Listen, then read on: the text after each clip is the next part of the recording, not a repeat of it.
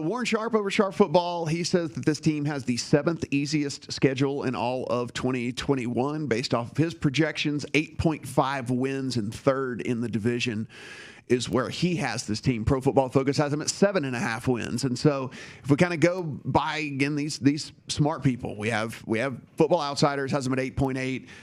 Warren Sharp has them at 8.5. PFF has them even lower at 7.5. So you can kind of see with their sitting at 8.5, that over-juiced. If anything, there would be value on the under at the plus 115 right there, just based off of these projections. So something if you do want to get involved, but probably not enough to trigger a bet for you there. On the offensive line, finished 25th last year, projected at 21st this year. Left tackle Garrett Bowles, he actually had a really stellar season for them last year. He graded out as a 90.6 according to Pro Football Focus. He was the only guy, though, that really had a good year. Bobby Massey's going to try to fill in for Juwan James. He's a guy that was really, really good. He opted out, though, in 2020 and then ended up tearing his Achilles in the offseason. They released him, and so Bobby Massey going to come in and try to fill that spot at guard. Lloyd Cushenberry was a rookie last year. They ended up having to start at center, and he was just terrible. He allowed 29 quarterback pressures on the season, ended up with a 40.5 grade, last among centers of everyone that was graded in the NFL. So they're probably going to, like I said, turn to that Quinn Miners that they took in the 3rd round and see if he can't play center for them. I could only imagine 2 other starters, Dalton Risner and Graham Glasnow. They're average, just kind of average type players there. So those offensive lines certainly going to need to get a little bit better. The defense, though, is completely stacked, which is why this when people are talking about rosters and super talented rosters that are out there, I think that's why the Broncos do get mentioned, because one, you have those pass catchers on offense, and then you have this defense here. So 10th ranked defensive line entering the season. Von Miller, Bradley Chubb could be the best edge rusher tandem in the entire league if Von Miller is actually healthy. And he came out with a statement that said that he was kicking everyone's butts at training camp already and all that stuff. So we shall see. Shelby Harris was really good last year. He was an absolute beast. Probably didn't get the love that he deserves. And Draymond Jones is actually really good on that line as well. And secondary is just absolutely absurdly talented now because, like we said, they go out and sign Kyle Fuller and Ronald Darby.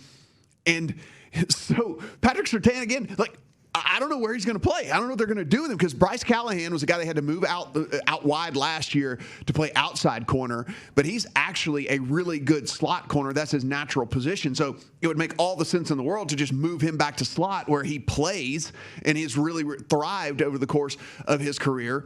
So I don't know why you would take Surtain, again, who you drafted to be a high coverage corner on the outside, and move him in the slot. So I think Callahan probably plays there. So I don't know what they're going to do with Surtain. It's an embarrassment of riches here, basically, is what's going on. Justin Simmons and Kareem Jackson at safety, who, by the way, 2nd and 6th in WAR at their position since the 2019 season. So you have 2 top 6 safeties to go along with this embarrassment of riches at the corner position as well. So the defense should be able to keep this team in a lot of games, again, especially if Von Miller does come back and is actually healthy, like you said that he is. It's really just going to come down to, can they generate any sort of offense, mainly starting at the quarterback position? I mean, listen, I don't think any of us here on this set are really jumping up and down by the fact that we certainly don't think Drew Lock is the answer, but I don't think we're jumping up and down at Teddy Bridgewater either, right? And so it comes down to,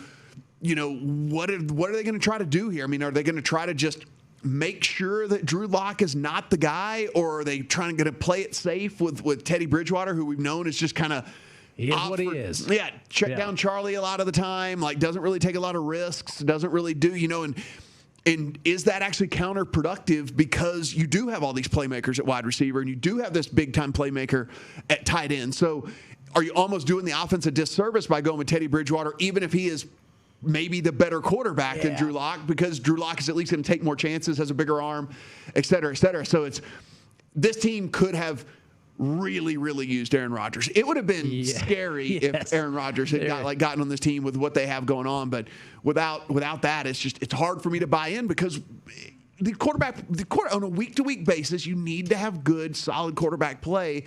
And in this division as well, I just don't know how you can buy in on this team. So I have several follow-ups. One, if you're a Broncos fan or a Broncos backer, one of the things is if you have the fourth worst quarterback in your 4-team division, Right.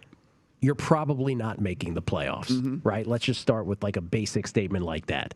Because I think we would rate Derek Carr ahead of both of these guys, yes? Would we all agree with that? I would for sure. I would too. So that's one thing.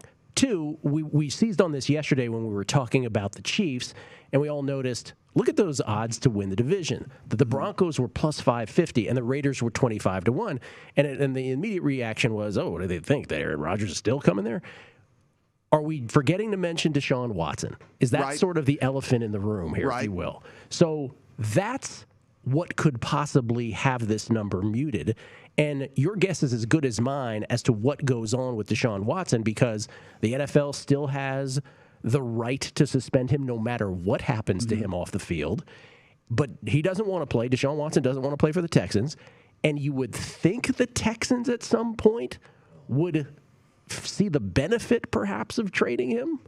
I mean, he seems to want to play for the Broncos. You're going to have to get something for him. You know, I mean, you're going to have to get something for him. And so, I mean.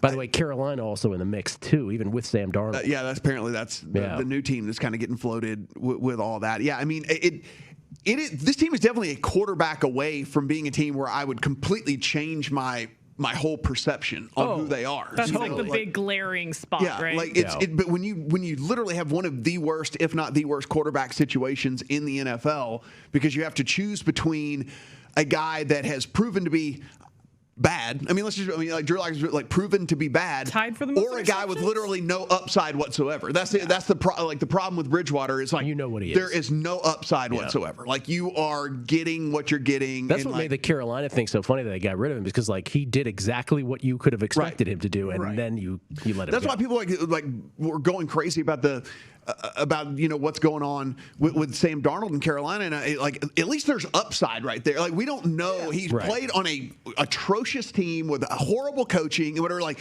so, at least there is potentially some upside right there. Like, we know for a fact what we get in Teddy Bridgewater. There is no further upside with this team. So for me, I'm kind of out on this team for sure. And like you said, I actually think they're probably fourth best in this division right now, based off of that, just based off that quarterback situation.